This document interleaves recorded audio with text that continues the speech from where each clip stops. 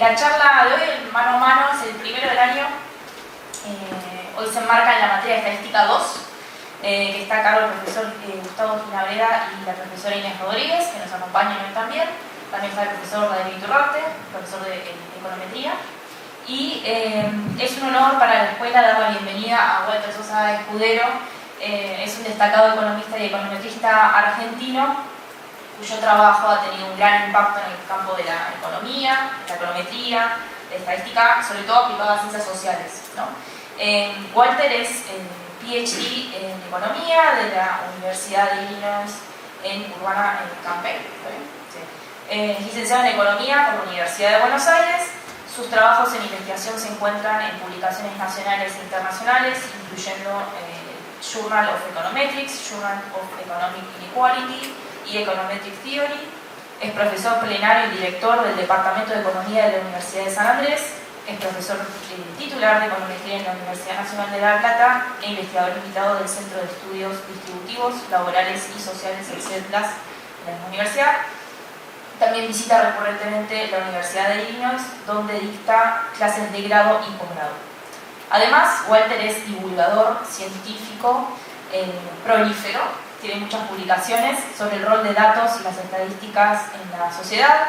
Fue orador invitado en TED por Río de la Plata y es autor de Borges Didacta y Yo, Big Data y Qué es y qué no es la estadística, que son en la editorial del siglo XXI, además de escribir frecuentemente para los principales diarios argentinos, Clarín, La Nación.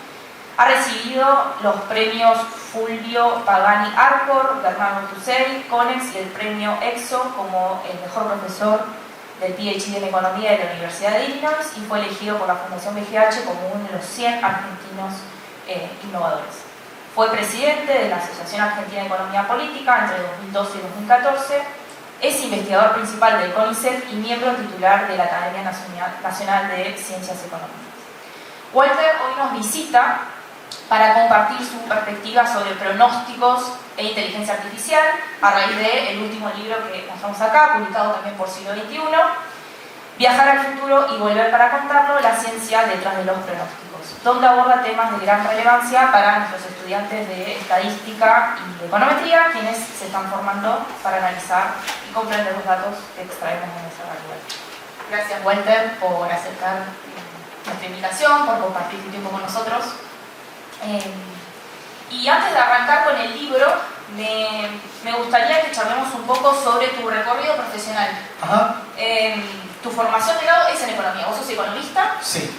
Y muchos de nuestros estudiantes son también estudiantes de economía. Y me gustaría saber, o que nos compartas, ¿qué te inspiró a dedicarte, a orientarte hacia la estadística y la econometría? Ajá. Bueno, primero muchas gracias realmente por venir, por la invitación. No es la primera vez que presento, además, no es la primera vez, sino que siempre que saqué un libro, la Universidad de San Martín fue muy generosa, distintos departamentos, me tocó estar en distintos edificios. Mi esposa es profesora de Maestría Política Pública, así que mi relación con la universidad es larga y espero que no sea la última vez que me inviten. ¿Me escuchan bien? ¿Se escucha más o menos? Bueno, si ven que no se escucha, me hacen alguna referencia. No tengo la menor idea. No. ¿Te gusta la matemática?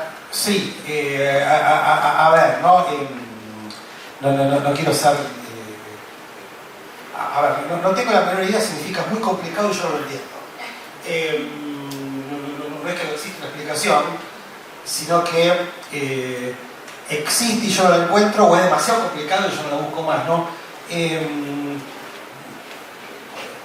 La respuesta a la pregunta que me haces es la misma que me daría así, bueno, ¿por qué vos sos padre? No sé.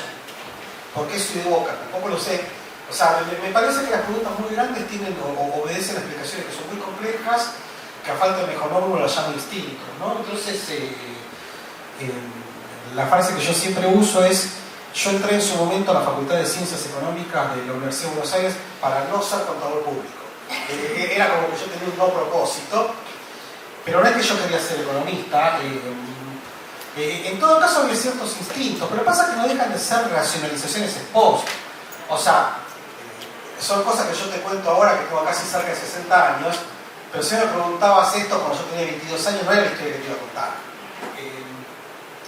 ¿Qué quiero decir con esto? ¿No? A mí me interesaba mucho la matemática como disciplina, y me interesa mucho la matemática como disciplina.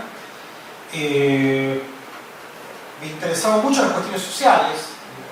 Acordate que yo hice, por la edad que tengo, yo hice una buena parte de la primaria y toda la secundaria bajo la dictadura. Entonces la cuestión social era una cosa muy intrigante, ¿no? Había una neta pregunta es ¿cómo es que se arma un país?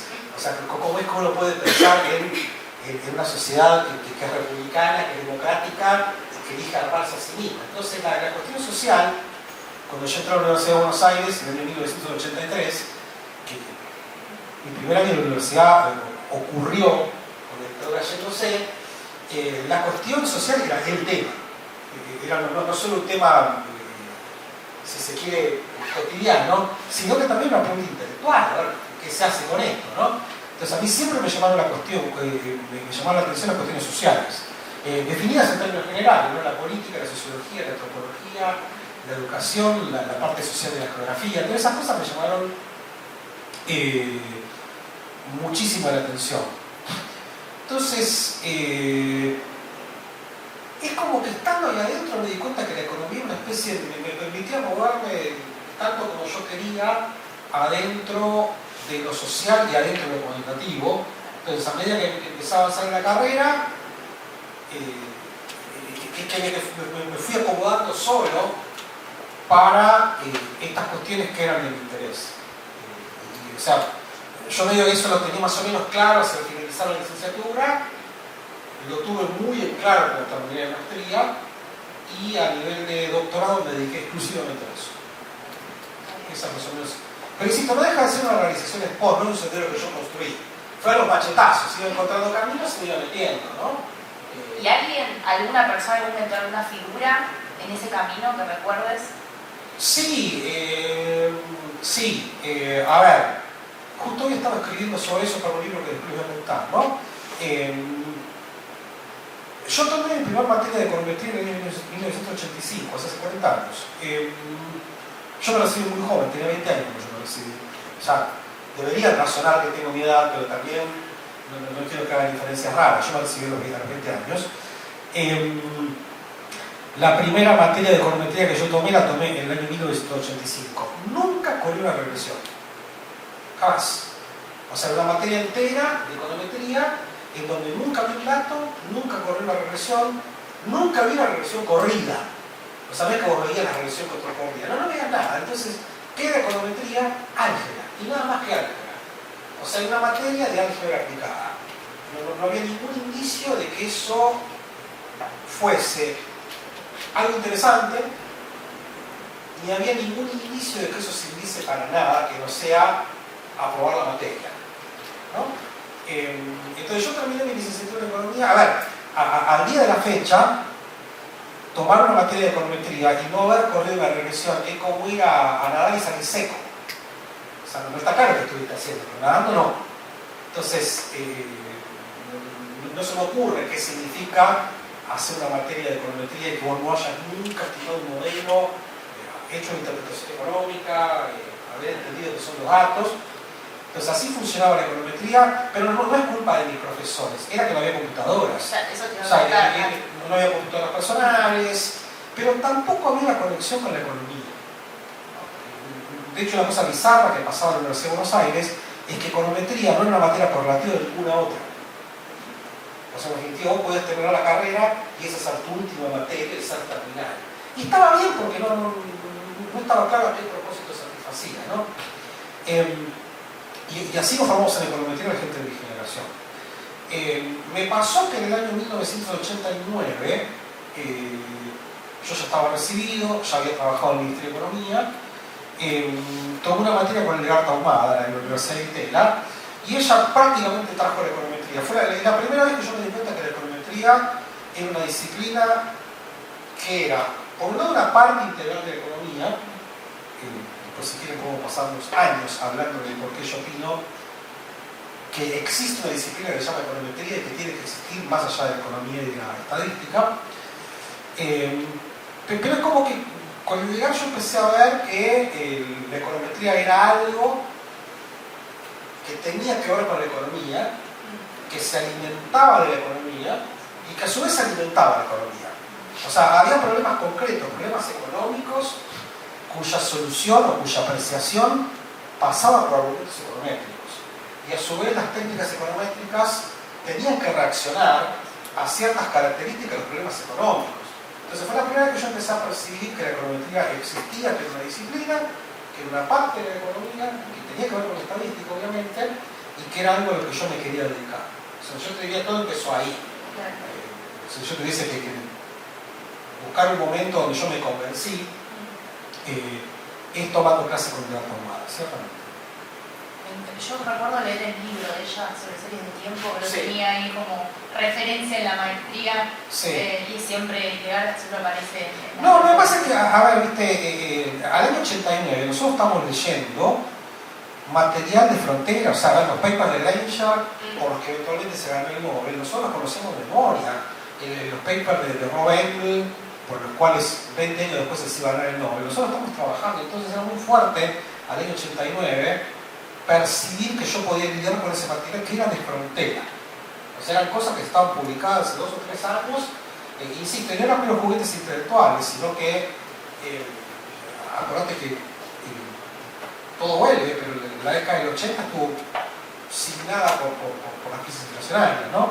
Entonces, que esas herramientas funcionasen para estudiar esos problemas, tenía un doble filo. Directamente simplemente un juguete intelectual, sino que muchos fenómenos que tenían que ver con problemas concretos de esa época se podían pensar, estudiar, utilizando ese tipo de herramientas. Entonces, en definitiva, eso fue lo que me terminó de convencer. Claro, claro, qué bien. ¿Y qué por ahí una recomendación o algo, alguna intuición que le darías a un estudiante de grado que por ahí está considerando o está explorando la posibilidad de dedicarse a la investigación? Bueno, es una gran pregunta. A ver, déjame decir algo que no es intuitivo, que no es trivial, o no darles un consejo que se parece a frases sobre azúcar, ¿no? Entonces, déjame ver si esto funciona, ¿no? Está muy de moda decir que vos tenés que seguir tus gustos, tus instintos, que sé vos, que dejate guiar por esa voz interna que lleva tus gustos. No. ¿Por qué? O por qué me parece que no funciona, ¿no? Obviamente que yo estoy de acuerdo que algunas cosas te tienen que gustar y que es muy difícil competir contra alguien a las cuales las cosas le gustan, porque mientras vos estás disfrutando el otro lo metió en la bolsa de los costos. Entonces, si vos aprendiste o estás haciendo algo que te gusta, es la cosa que yo digo siempre a mis alumnos, vos no podés competir conmigo en econometría, es muy difícil competir conmigo en econometría, pero no porque yo soy un genio o porque yo tengo un IQ de 700, sino porque a mí me encanta. Entonces, mientras vos te vas a mirar el Eternauta, yo me siento con el libro de econometría. ¿Por qué? Porque me gusta. Yo espero que venga el 1 de enero para sentarme con la pila de libros que yo compré durante el año, que son todo de econometría, y me voy a dedicar a leer eso mientras vos estás deseando escalar una montaña y ir a la playa. Entonces es muy raro competir conmigo, pero no porque yo trabajo mucho, yo no trabajo mucho. Tampoco es difícil competir conmigo porque yo soy muy inteligente, yo no soy muy inteligente. Donde yo te paso por arriba es que a mí me encanta. Entonces cuando vos competís contra alguien a quien las cosas le encantan, qué bravo. De lo cual se deduce que más vale que las cosas te gusten. ¿Cuál es el problema con eso? Con el problema de seguir tus gustos, seguir tus instintos. Mi recomendación es tener cuidado con eso. Es que esta recomendación de sobre el azúcar presupone que uno ya formó sus gustos. ¿Está bien? O presupone que los gustos ya están formados, y peor aún presupone que los gustos no van a cambiar. Entonces, es muy raro que vos a los 18, 19, 20 años ya tengas formado tus gustos, ya te diste cuenta que te gusta, y jures y perjures que eso que te gusta te va a seguir gustando hasta los 30. Entonces, cuando vos dejas seguir tus gustos, estás adoptando te estás haciendo a mi juicio cometiendo 2 errores. Uno, adoptando una visión demasiado cortoplacista de cómo funcionan las cosas. Te estás entrenando para lo que te gusta ahora, ¿y qué pasa si no te gusta más de 3 años? ¿Qué vamos a hacer? Entonces, pero la otra es que yo soy un convencido de que los gustos se pueden modificar. Vos podés aprender a que las cosas te gusten. O sea, ninguna de las series magistrales que yo conozco te gusta el primer episodio. Cualquiera que haya visto Breaking Bad sabe que hay que pasar la primera temporada. Para mí la mejor serie que yo he visto en mi vida fue The Wire, que se la recomiendo enfáticamente. Me pone la piel de gallina hablar de The Wire, y la primera temporada decís, no entiendo quiénes son los personajes, esto parece un policial pero no lo es. Y si vamos por ese lado, pasa lo mismo con la música clásica. Vos la primera vez que escuchás a Bach, te parecen 3 minutos que están repitiendo exactamente lo mismo. La primera vez que escuchás rap, la primera vez que escuchás flamenco, las primeras 100 páginas del Quijote. Entonces, en definitiva, yo creo que esas cosas que son magnánimas y grandes requieren que vos les pongas garra. Entonces, si vos vas a probar con Bach, no te va a gustar, olvídate. Vas a probar con The Wire, no te va a gustar. Vas a probar con El Eternauta, te va a parecer lenta. Entonces, me parece que uno puede educarlo. Entonces, sentate con un poquito de garra. De ahí no se sigue que te va a gustar cualquier cosa que vos hagas, ¿no? Pero me parece que a los 20 y pico de años, la hipótesis que yo haría es, mira, voy a intentar que esto me guste. O sea, voy a intentar provocar que esto me guste, independientemente de que me guste o no. Entonces yo intentaría ponerle un poco de garra a las cosas y no escuchar tanto la voz interna que dice que me gusta o no me gusta, porque yo creo que para que algo le guste a uno tiene que poner un poquito de garra. Entonces por eso el consejo mío es al final del camino te tiene que gustar, no puede no gustarte, ¿okay? Pero al principio no puede ser el único factor. Te tiene que haber algo que te diga, mira, no sé si esto me gusta, pero dejame por me gusta. Déjame ver si yo puedo darle tiempo y provocar que me guste. Bueno, muchas gracias por el consejo y ahora vamos por el libro.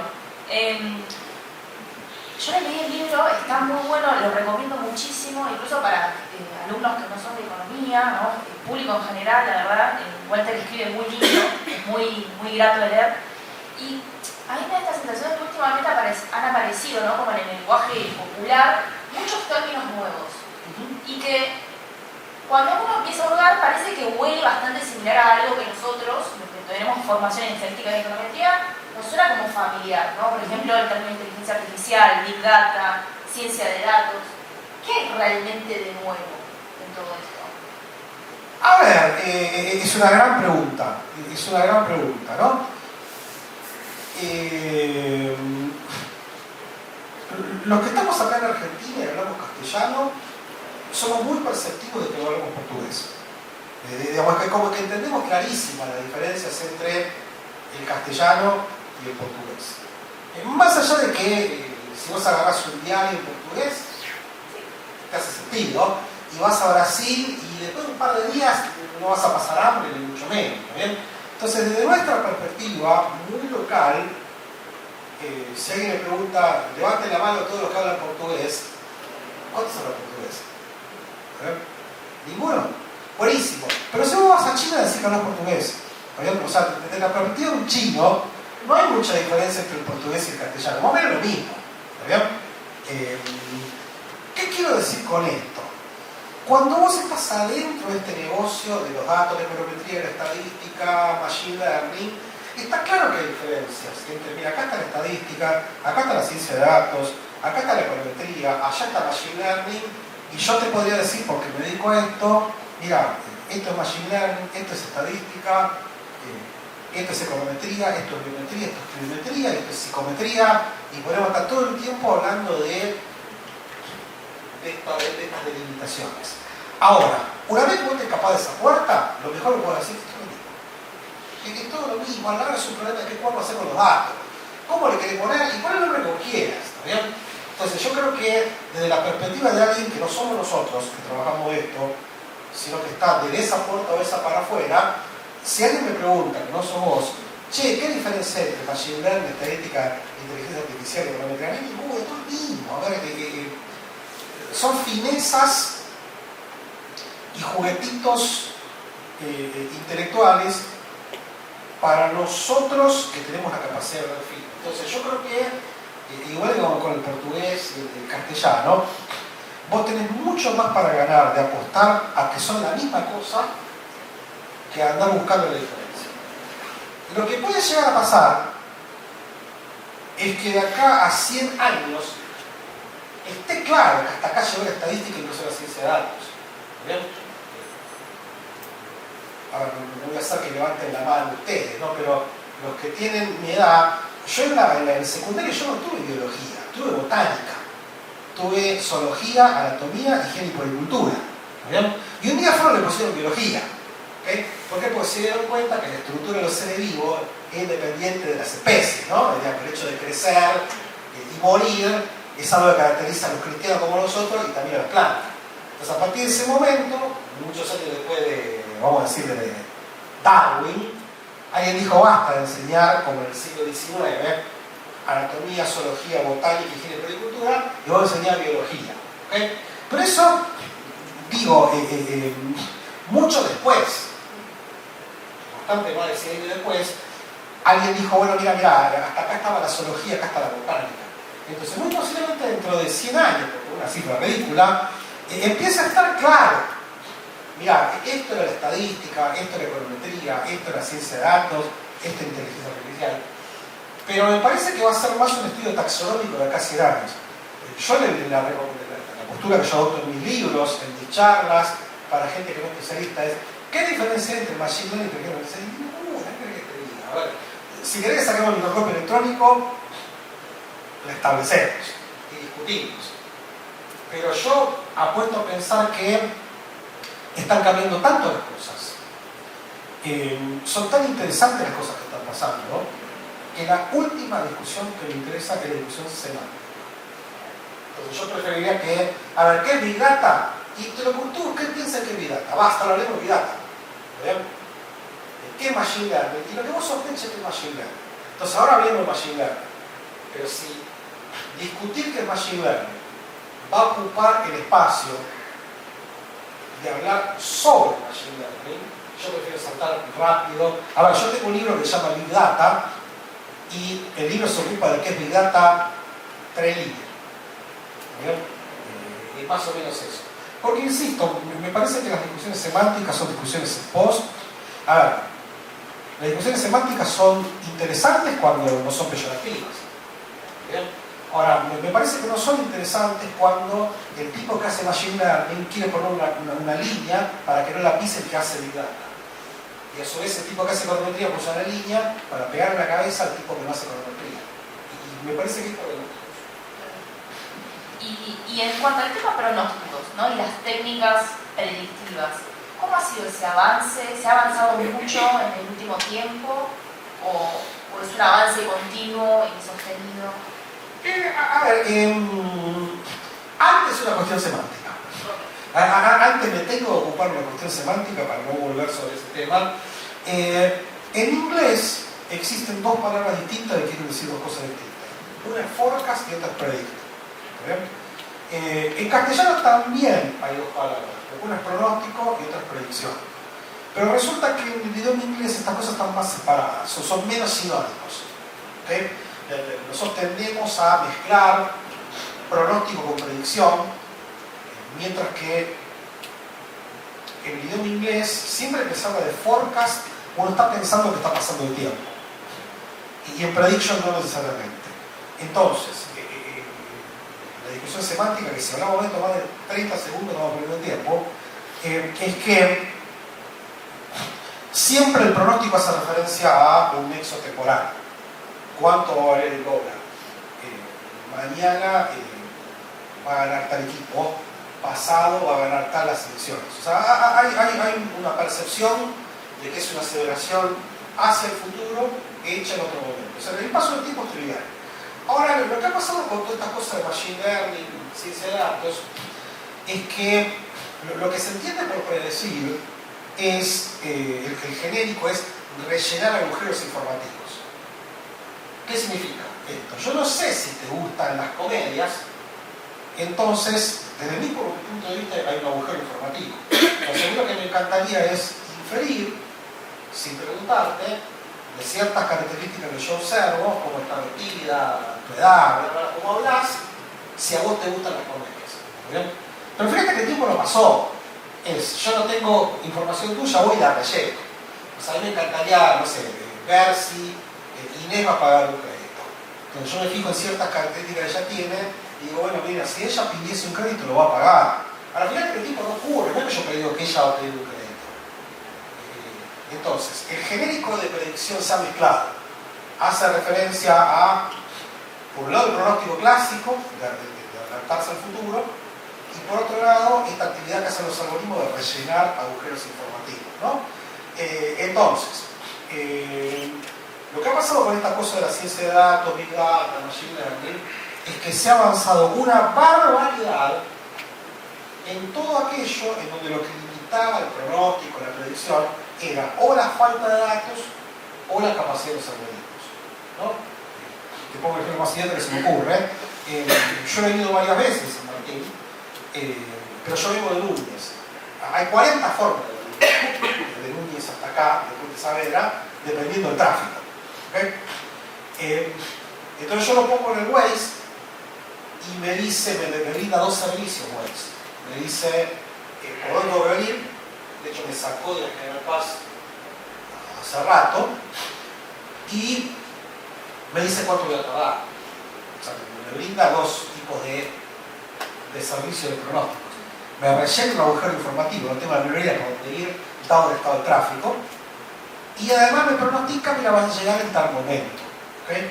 Bueno, fíjate que ese pronóstico confiable, porque yo llegué acá exactamente a ver que yo sabía en qué me iba a llevar, funciona porque se multiplicaron grotescamente la cantidad de datos y algoritmos.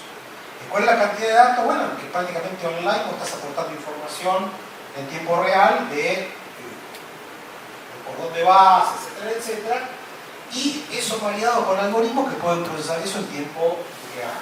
Entonces, ese pronóstico mejoró tremendamente, porque lo que antes faltaba eran datos o algoritmos. Antes, para la gente que tiene más edad, tenías que pararte a preguntar, y con la IAT, y estoy a 3 cuadras, no sé dónde estoy, entonces bajo y pregunto un diariero. Bueno, todo eso ya dejó de existir. Entonces, ese tipo de pronóstico mejoró mucho, porque lo que estaba limitando el pronóstico era la falta de datos y la falta de datos. Ahora, otros pronósticos sorprendentemente mejoraron nada, cero. ¿Cuánto vale el dólar? ¿Sabe? Digo, sí, no sábado comprar o vender. ¿Quién va a ganar las elecciones en Buenos Aires el domingo? Hace 3 semanas, ¿alguien sabía que iba a ser el próximo Papa? Entonces, ¿cómo puede ser que en época de algoritmos, de datos, ciertas preguntas muy basales, nadie tenga la más peregrina idea?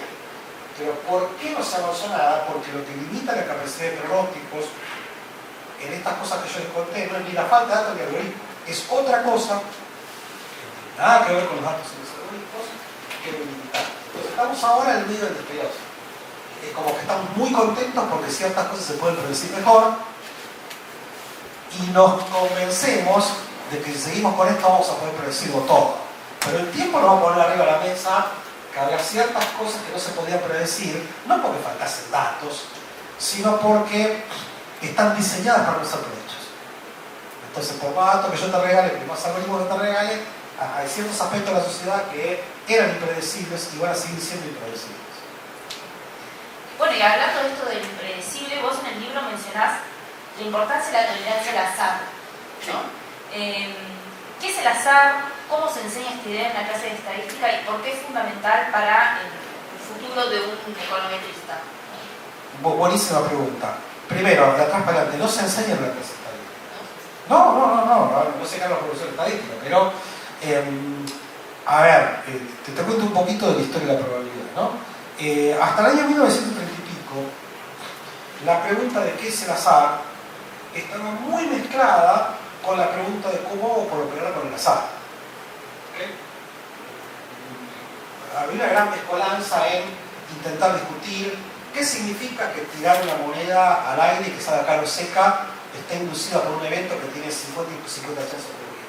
La pregunta es por qué yo le asigno a la probabilidad de cara chances 50%, o a la de que salga una cara de un dado un sexto. Y la otra pregunta de al lado, bueno, pero yo quiero ver, por ejemplo, cuáles son las chances de que salga par, o cuáles son las chances de que salgan 3 veces cara, cosas por el estilo, ¿no? Dicho de otra manera, lo que estaba mezclado hasta el año 1930 y pico era la naturaleza de las probabilidades y el cálculo de probabilidades. Está todo mezclado. ¿Qué fue lo que pasó en la década del 30? Vino la revolución axiomática. La revolución axiomática, la van a ver como oro, o sea, la estadística tal como la enseñamos y la aprendemos ahora, hace dos cosas. Dice, no me venga con estas boludeces donde están las probabilidades. Eso no es un problema mío. Es un problema de los filósofos, de los médicos, de los biólogos. Pero si vos me querés preguntar por qué las chances de que yo tire una moneda y salga cara 50%, y no sé andar al banco de ingenieros contra los ingenieros, eso no lo sé, ¿está bien? Lo que yo te quiero decir es cómo se calculan las probabilidades una vez que vos las definiste. Entonces, cualquier libro de estadística serio, al año 2025, no te dice que es el azar, sino que te dice, yo te digo cómo operar una vez que vos me lo trajiste, pero no te digo dónde sale. Entonces, eso suena medio bizarro esto, pero yo lo experimento en mi clase. Vos agarrás a chicos de maestría que tomaron 4 cursos de estadística y les preguntás dónde sale el azar, no saben la menor idea de cómo responder esa pregunta, porque lo que estableció Colmo-Oro es que responder esa pregunta no te da ni ventaja ni desventaja con respecto a sacar cuentas. ¿Qué significa esto? Cuando vos me dijiste que las chances de que la moneda salga cara es 0,5, yo ya me di cuenta que las chances de que salga 2 veces cara es 0,5 por 0,5. ¿Por qué? Porque hay una regla que me dice que ese cálculo está gobernado por esas otras reglas. ¿Okay? Ahora, yo esa cuenta la puedo sacar sin saber dónde viene la probabilidad. Entonces, la discusión de qué es el azar es una discusión entre todos los que nos dedicamos a la estadística. La respuesta que tenemos es no tengo la más peregrina idea. A eso yo no me dedico. O sea, la pregunta de qué es el azar, y ahora sí, si la respuesta no es estúpida, es de un punto de vista filosófico una cosa, ¿no? O sea, la tradición determinística del azar lo que dice es que el azar no existe. O sea, lo que dice la tradición determinística del azar es que el azar es una forma políticamente correcta, utilizando terminología actual, de hacer referencia a la ignorancia. Mira, vos antes te pensabas, hace miles de años, ¿qué es lo que determina que venga un cometa? Y el aire de los dioses, no sé qué cosa, el azar. ¿Está bien? Hasta que apareció la ley de Kepler y el azar se fue. Mira, ahora si hay algo que es predecible, es el cometa. Entonces no es que antes había azar y no hay más. No, aprendimos la ley de la mecánica, punto. Entonces el azar fue desapareciendo. Entonces para mucha gente, ¿qué es el azar? Y hay una forma simpática de hacer referencia a la ignorancia. ¿Okay? Dices, yo le tiro un dado, ¿y qué hay de azaroso en tirar un dado? Nada, lo que hay son las malditas leyes de la física, que vos no las conocés, entonces no podés calcular los movimientos de los dedos, de las manos, de influencia del espacio, bla, bla, bla. Y como no te sale sacar esa cuenta, tirás la toalla y decís, es el azar. ¿Bien? Es el famoso Dios los juegos de los dados de Einstein. Entonces, si vos agarrás esa lectura del azar, el tiempo lo va eliminando. O sea, el tiempo y el conocimiento le dejan cada vez menos espacio al azar. Entonces, si a vos te molesta el azar, ¿qué es lo que hay que hacer? Esperar. En algún momento se va a ir, vamos a aprender las cosas.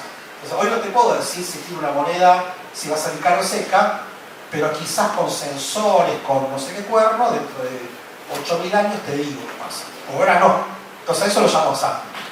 Esa es la visión determinística, la que advocaba Pierre Laplace y la que defendía a capa y espada a Einstein, ¿no? Cuando dijo el famoso Dios los juegos de los dados. La lectura de Einstein es, mirá, que vos no sepas leyes de Dios es un problema tuyo, no de Dios. ¿Okay? Si a eso le querés llamar azar, es un problema tuyo. Y lo que empezó a pasar a principios del siglo XX es que la propia física se empezó a dar cuenta de que había muchos fenómenos a nivel microscópico, macroscópico, en donde el azar no es ignorancia, sino que el azar existe per se, como la mecánica cuántica, ¿no? Y resulta que hay muchos fenómenos que también están dominados por el azar. Entonces, desde ese punto de vista, el azar no es una representación de ignorancia, sino que es una característica que define ciertos fenómenos, ¿no? Era la que defendía Niels Bohr. En el debate Einstein-Bohr, famosísimo, búsquenlo, ahí fue cuando, oponiéndose a Bohr, Einstein le dijo: Dios no juega los dados, a lo que Bohr le respondió: deje de decirle a Dios qué hacer con los dados, ¿no? El debate a este nivel. Pero en definitiva el azar reconoce esas dos fuentes: el azar como representación de la ignorancia, el azar como esencia, y después hay una tercera, que es la pragmática, que es el azar como representación. O O sea, mira, yo no sé si el azar existe, como dice Bohr, o es una forma de llamarla la ignorancia, como dice Einstein. Yo lo voy a tratar como si existiese. ¿Está bien? O sea, yo no sé qué va a pasar con el precio de una acción, y no sé si está interfiriendo el azar puro de Bohr o la ignorancia de Einstein, pero yo lo voy a tratar como si fuese un evento azaroso, y esa postura problemática es la que doy. Pero, hay que dar la discusión ambiental. ¿Cuándo tuviste esta discusión de curso de estadística? O sea, te insisto, la tenés que tener en un curso de filosofía, de pensamiento científico, de biología, de física. Entonces es como que todos lo damos a la mano, ¿no? Los profesores de estadística se la pasamos a los de filosofía o el pensamiento científico, y los profesores de filosofía y pensamiento científico la pasan a nosotros. Entonces en el medio quedan los alumnos que nunca mantienen esta discusión. A ver, tu pregunta es súper profunda, eso de filosofía. Sí, sí. Y ahondando un poco más en los temas, en los capítulos del libro, después de hablar de azar, llegas o me dio la sensación de que existan más datos, que hoy tengamos más datos, no implica que estemos mejor para predecir, ¿no? Para pronosticar. ¿Por qué tener más datos no sería, o por qué fallaría en dar mejores pronósticos? Ok, por dos razones. Primero, es una discusión bastante atávica, que no es trivial la forma en la cual datos se transforman en información. ¿Okay? Eso la gente que hace computación se dedica a estudiar ese problema. ¿En qué sentido los datos se transforman en información?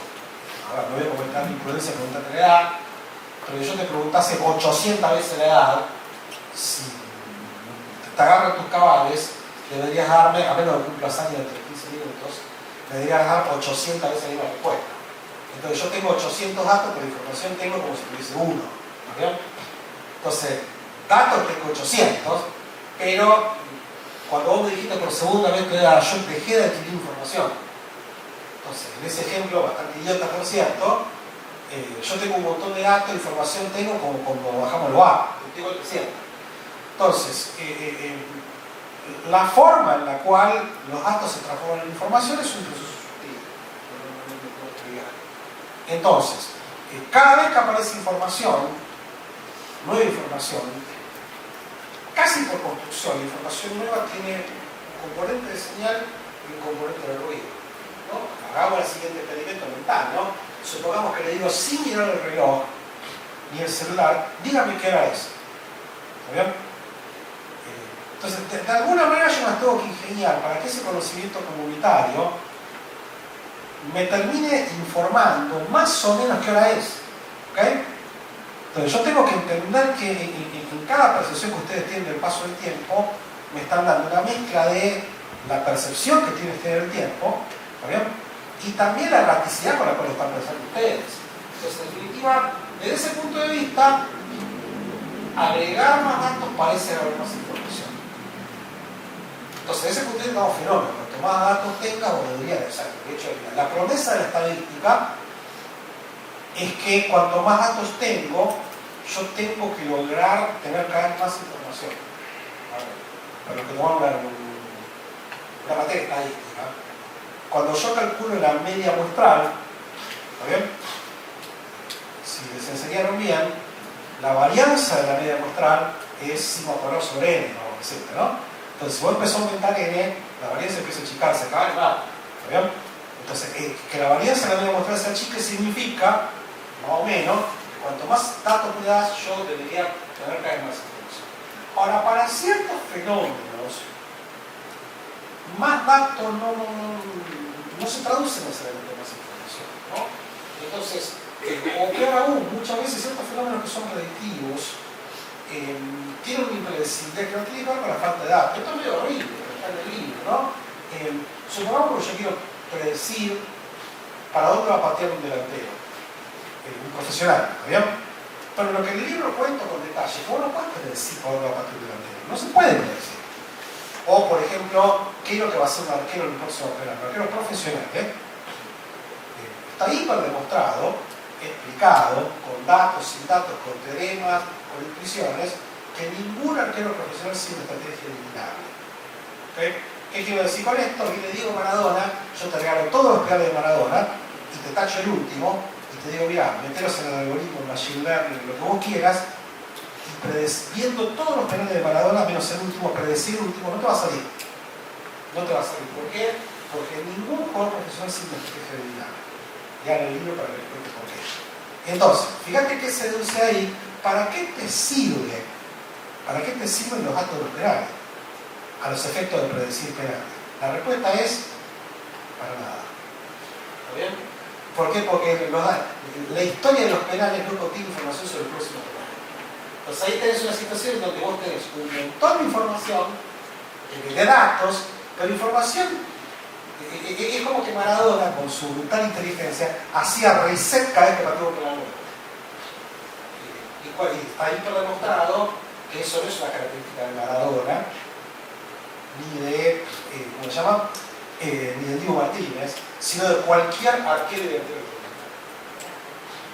Y lo hacen así por cuestiones, vos decías, creo que sin el PhD, ¿no? Como que... A ver, lo hace para no dar ventaja. Vos ponete a pensar en la siguiente contradicción.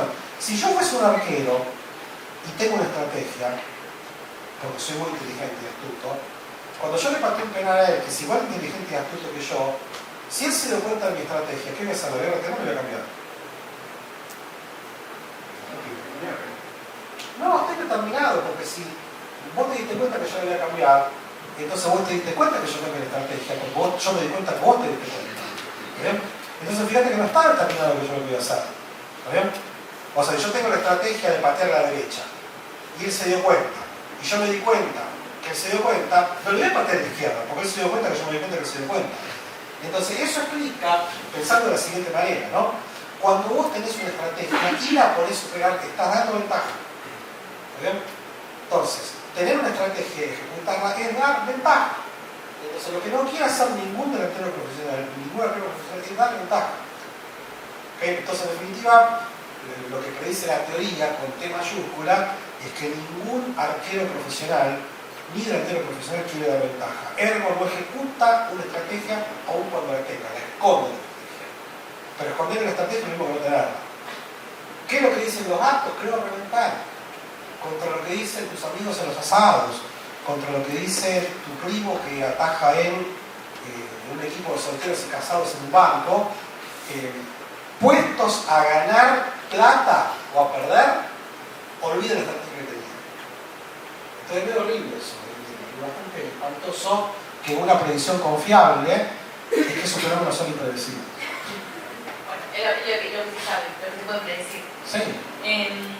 Bueno, y en uno de los capítulos vos haces un repaso de las herramientas de estos nuevos algoritmos, ¿no? Y vas desde el promedio simple hasta deep learning, ¿no? O sea, te vas desde lo más sencillito hasta cuestiones bastante profundas. Y ante la abundancia, ¿no? La proliferación de la IA, ¿cuál dirías que es el concepto quizás más crucial que un estudiante debería internalizar más allá de la herramienta que use? El promedio. El promedio. Vos tenés que entender muy bien qué es un promedio. Es bastante difícil. A ver, es un argumento que yo manejo en el libro, ¿no? Los modelos de regresión, o el método de poblacional, es una variación de promedio, es un promedio condicional. O sea, una cosa es cuál es el precio de un departamento en San Martín, y otra cosa es el precio promedio de un departamento en San Martín que tiene 3 ambientes, que tiene ascensor, que está cerca de un cajero y que tiene seguridad en la... Bueno, un promedio condicional es un modelo de regresión. Entonces, en definitiva, los modelos de regresión, los modelos de machine learning, los modelos de deep learning, no dejan de ser variaciones de un tema que es el promedio. Entonces, yo tuviese que invertir, como profe de estadística, pasaría muchísimo tiempo hablando de promedios. Y de qué se gana y qué se pierde del hecho de trabajar con un promedio. Los promedios son, como me gusta la palabra, es un constructo. O sea, un promedio es una construcción social en donde nosotros nos convencimos nosotros que está bien hablar de promedios. ¿Bien? Pero por otro lado, los promedios tienen ciertas características matemáticas que los hacen deseables e indeseables. Entonces, en definitiva, me parece que yo en un curso de estadística básica, invertiría mucho tiempo hablando y pensando qué es lo que hace un Son herramientas muy toscas, ¿no? Sí. Y en el análisis de datos, entonces, no nos alcanza por apoyarnos en estos algoritmos que son mucho más potentes ahora, sino quizás hay que tener cierta astucia por ahí en la interpretación, en no dejarnos engañar por estas herramientas o recaer tanto en esas herramientas y por ahí. Sí, a ver, es una buena perspectiva, pero yo me di un paso más atrás, ¿no? Hablar de que una herramienta es mejor que la otra es una especie de sinsentido, ¿no? Suponete que alguien me preguntase, che, ¿qué es mejor, un martillo o un destornillador? ¿Qué tipo de pregunta es esa? A ver, yo no puedo pensar esa pregunta si vos no me pones un problema a la primera vez. Digamos, o al revés, te diría que opino del martillo y del destornillador si vos me decís no tengo ningún problema. Bueno, mira, quizás con el destornillador podés martillar haciendo alguna cosa y con el martillo no podés desatornillar. Entonces, desde ese punto de vista, quizás yo prefiero un destornillador. ¿Está bien? Pero una vez que el tipo de pregunta que me hace la gente cuando sabe que yo me dedico a la estadística, me hace preguntas de las herramientas. ¿Qué es mejor, Deep Learning o un árbol, un modelo de regresión? Yo primero te pregunté qué tenían que hacer. ¿Está bien? O sea, ¿cuál es lo que te has propuesto? Entonces yo creo que a lo que uno tiene que acostumbrarse cuando estudia estadística es a pensar que por acá están los problemas y por acá están las herramientas. ¿Okay? Y que no hay relaciones unívocas entre las herramientas y los problemas. ¿Qué quiero decir con esto? Que hay una herramienta que para ciertos problemas funciona óptimamente, para otros problemas funciona más o menos y para otros problemas anda horrible. Entonces, eso no es una cuestión de catálogo, es una cuestión de entender cómo funcionan los problemas y las herramientas.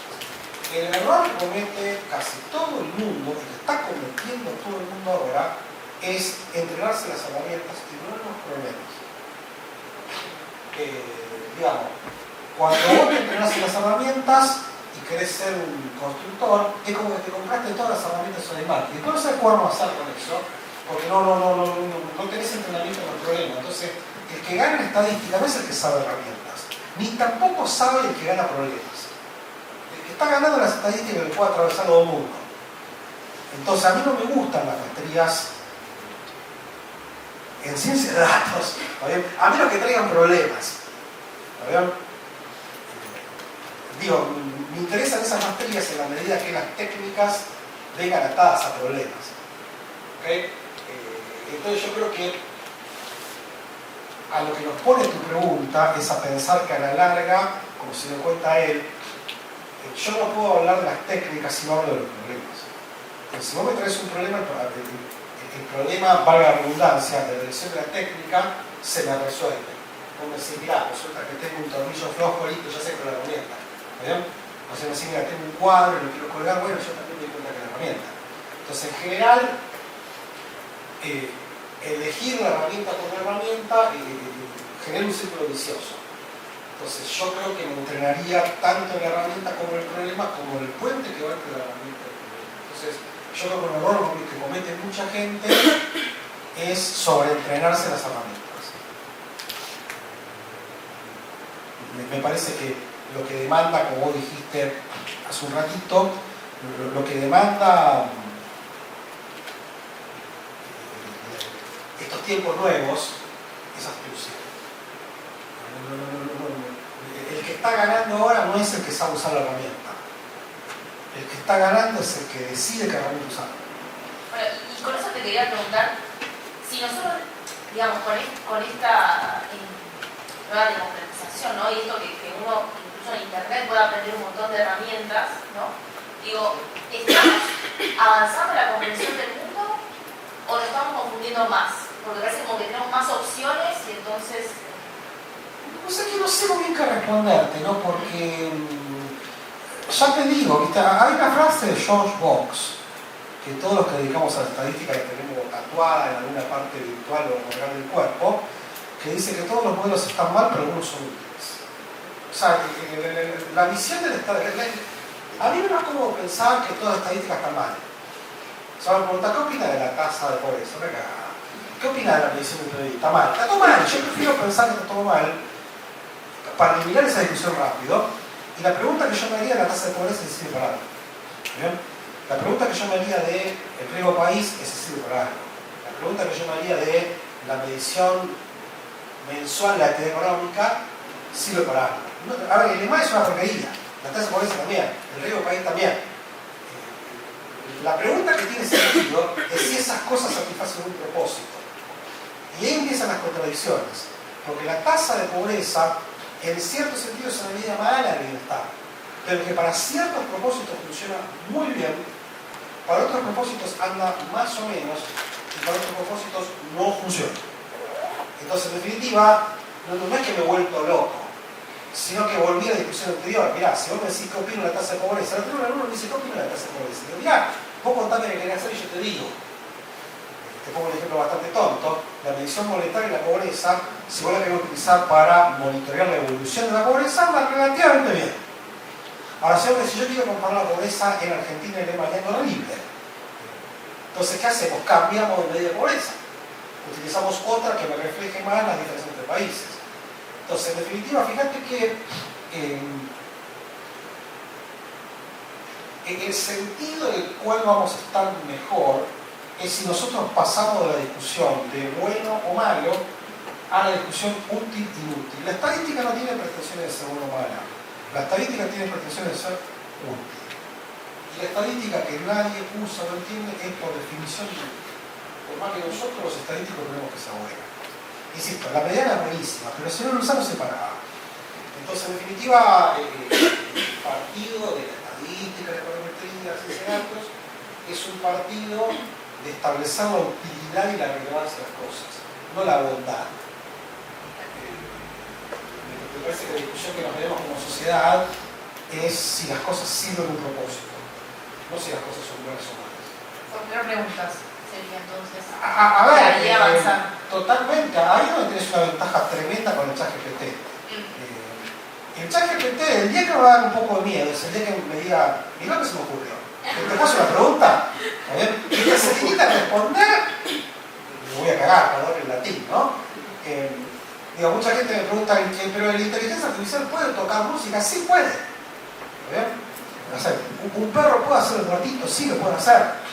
Pero lo que no existe es el perro que esté en su casa y diga, estoy aburrido de ser muertito.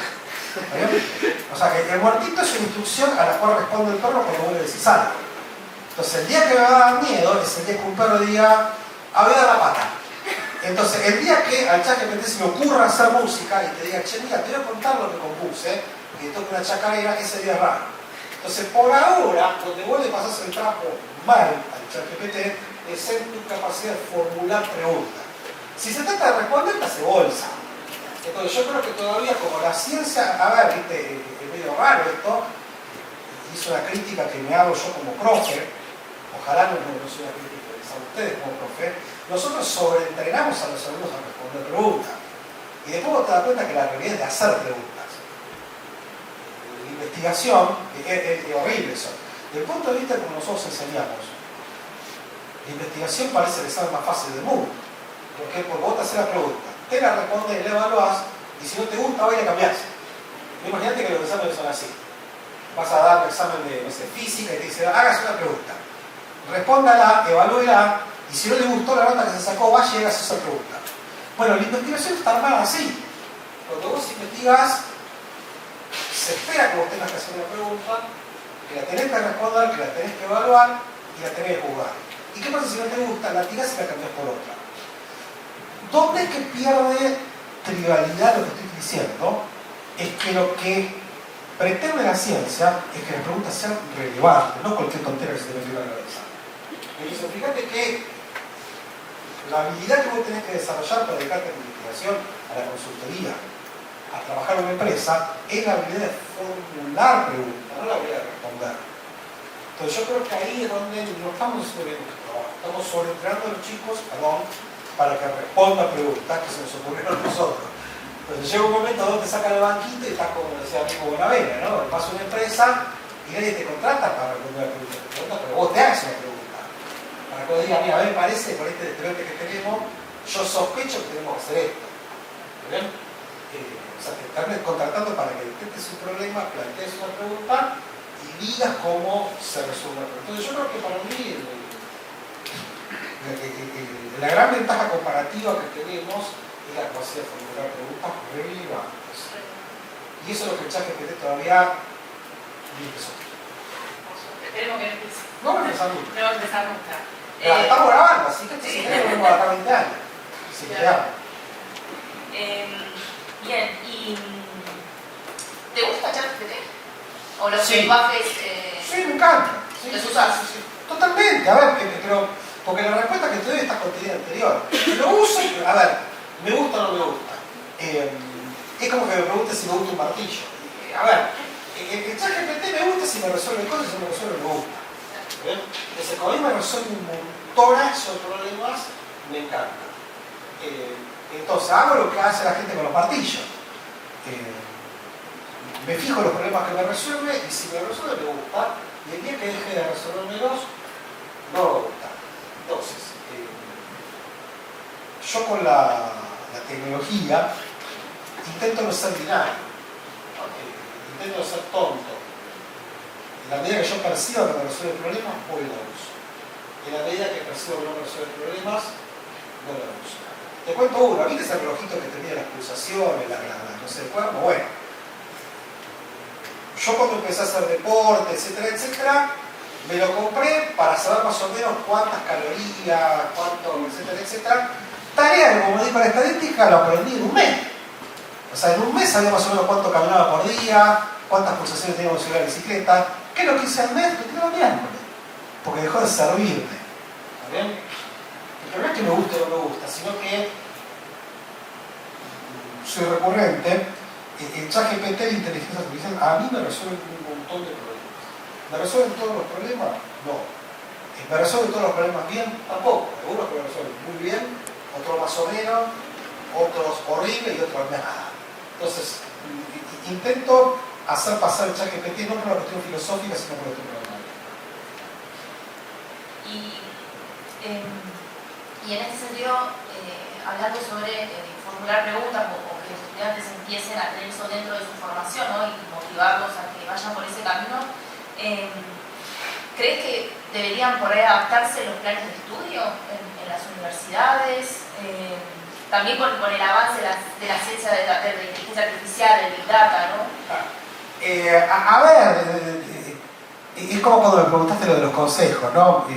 Los triviales sí, obviamente, pero me parece que no. A ver, esto habría que preguntárselo a alguien que sepa de educación, ¿no? Yo creo que la educación tiene un gen que es conservador, brutalmente conservador, porque pretende trascender en el tiempo. Mirá, ¿qué hace la educación?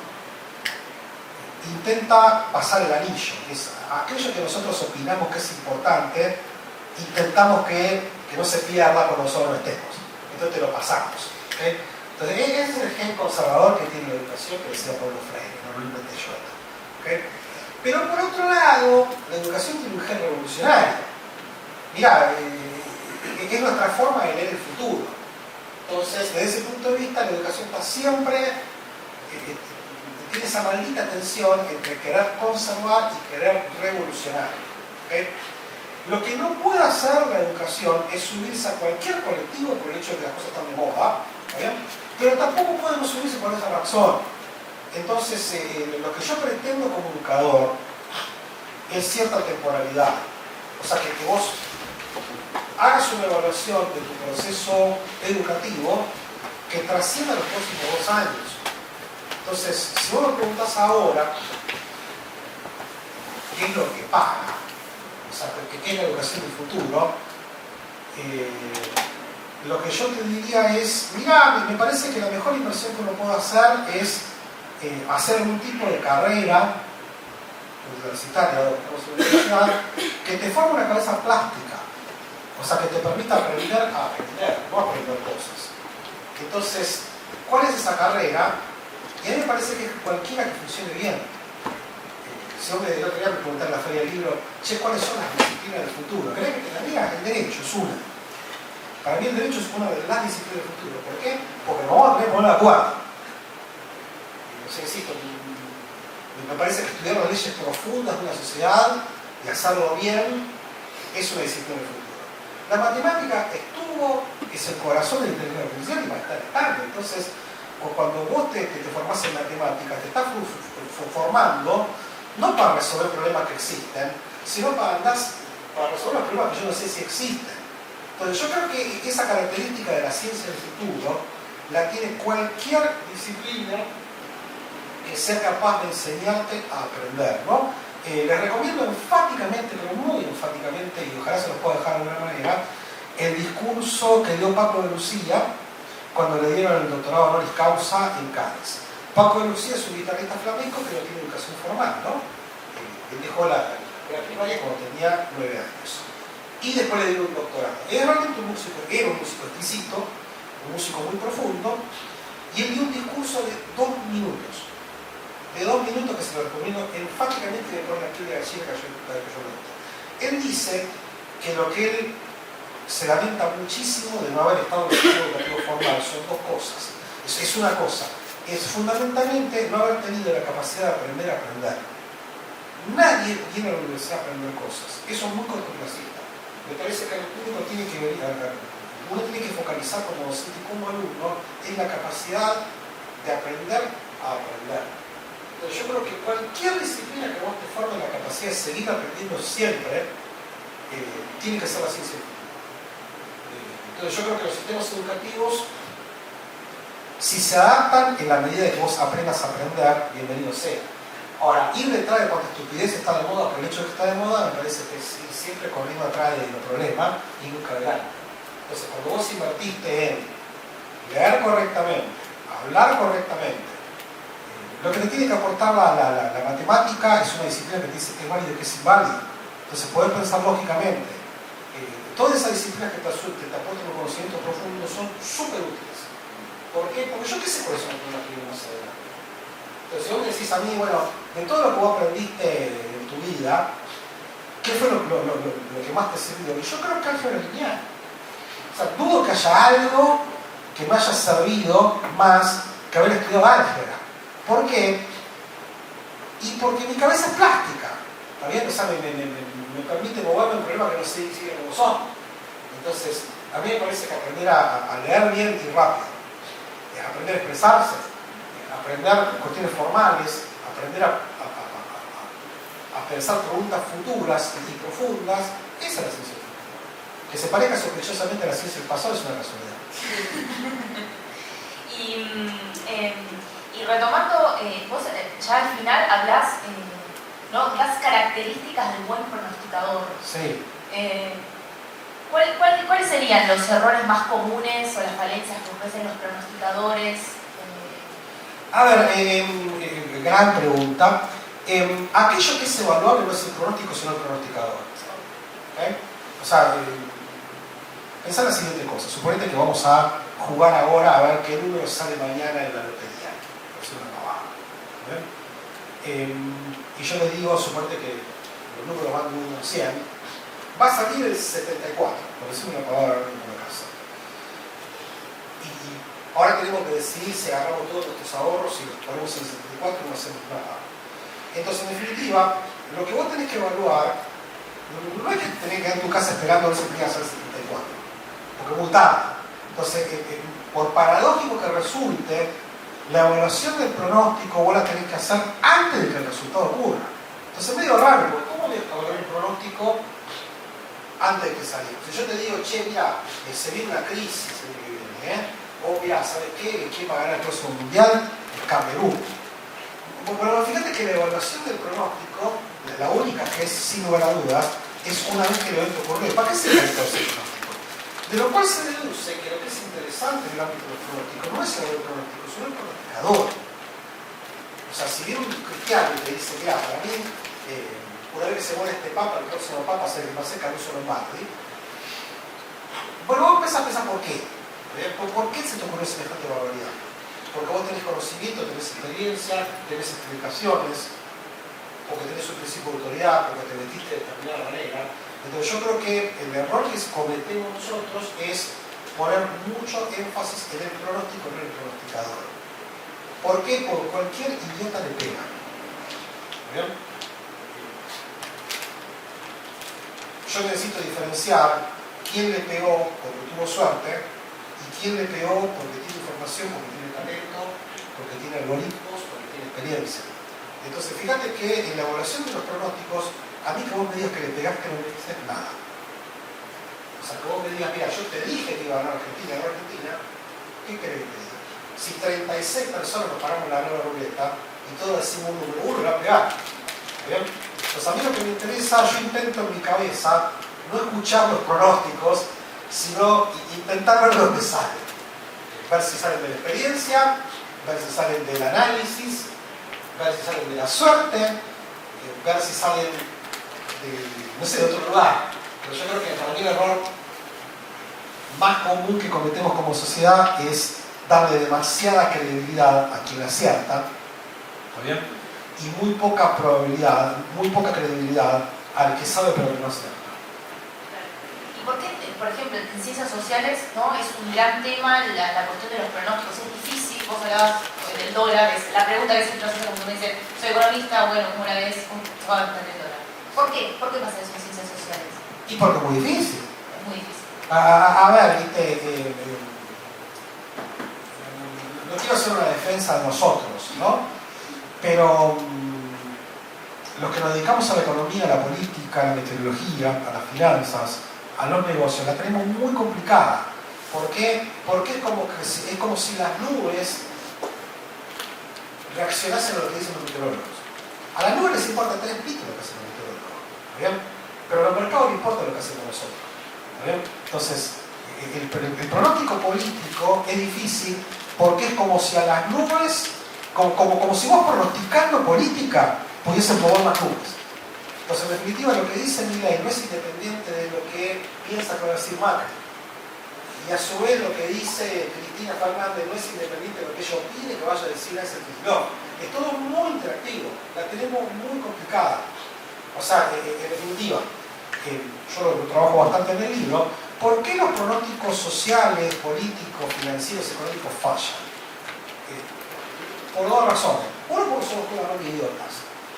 O sea, en definitiva, todos los que estamos acá somos subnormales y como no nos dio la cabeza para estudiar física o matemáticas, que no te estudias. Entonces no nos sale porque la sociedad nos relegó a estudiar esta huevada que enseñamos y practicamos, ¿no? De lo cual se deduce que si los físicos se ocupasen de esto, resolvían todos los problemas económicos y había pronósticos confiables, y si los matemáticos se dedicasen de la política, no habría más elecciones. Apretás un botón y te dice que es el presidente. ¿Okay? Entonces, en definitiva, la pregunta es ¿por qué existen pronósticos malos en economía, en finanzas, en política? Porque esos pronósticos están en manos de subnormales como nosotros. Obviamente que no es cierto, y por eso lo digo de una manera tan peyorativa, ¿no? No me parece ni que nosotros somos muy inteligentes que los matemáticos, ni al revés. Me parece que nos diferenciamos en las cosas que nos interesan. Y además sería bastante hipócrita si yo fuese un matemático y supiese cómo se arregla el problema del mundo y lo hiciese.